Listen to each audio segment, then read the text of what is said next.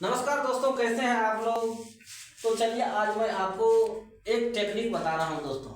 यदि दे देगा आपको कोई धन साधारण ब्याज की दर से क्या कह रहा है, एक निश्चित दर पर 3 वर्ष में इतना रुपया तथा 4 वर्ष में इतना रुपया हो जाता है, तो मूलधन ज्ञात करिए। चलिए मैं मूलधन बता रहा हूँ। जब भी कोई धन कहेगा 3 वर्ष में इतना, तो समझ जाइएगा बीज धन होता है। अब देखिए 3 वर्ष में इतना रुपया तथा 4 वर्ष में इतना, तो मूलधन कैसे ज्ञात करेंगे। चलिए आपको कोई सूत्र का प्रयोग नहीं करना है, मैं आपको एक तरीका बता रहा हूँ, आसान ट्रिक बता रहा हूँ कैसे करेंगे। चलिए दोस्तों 3 वर्ष में कितना है, तो देखिए ये दे दिया है 3 वर्ष।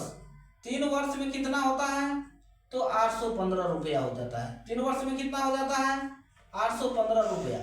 देखिए पहला जो समय दिया है 3 वर्ष में इतना रुपया हो जाता है।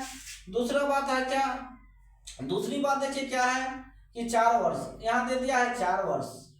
4 वर्ष में देखिए क्या होता है, ध्यान से सुनिए, दे दिया है 4 वर्ष में हो जाता है 854 रुपया। 854 रुपया ये निर्धन है। तो हम करेंगे क्या, कुछ नहीं करेंगे दोस्तों, कहीं कुछ नहीं करना है। पहला मिश्रण तो दूसरा समय, पहला का मिश्रण तो दूसरा में समय, दोनों को आपस में गुना करेंगे। चलिए गुना करें तो 5 चौक 20 के 0 हासिल 2 हुआ, 4 एकम 4 2 6, 8 चौके 32, कितना होता है, 8 चौके होता है 32, लिख देंगे, कोई दिक्कत नहीं।